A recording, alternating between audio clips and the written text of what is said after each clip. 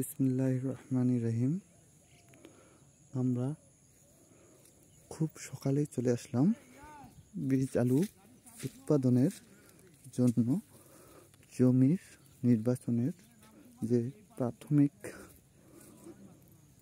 প্রস্তুতি, তারই অংশ হিসাবে আজকে আমাদের ম্যানেজারকে আমাদের বীজ আলু প্রজেক্টের জমিগুলো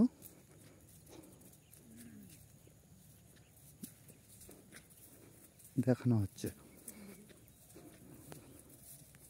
খুবই কুয়াশাচ্ছন্ন।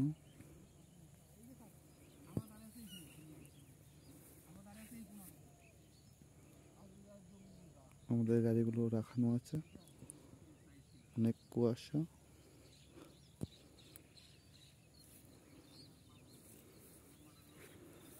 সবুজ মাঠ, যেদিকে তাকাই সেদিকেই সবুজ।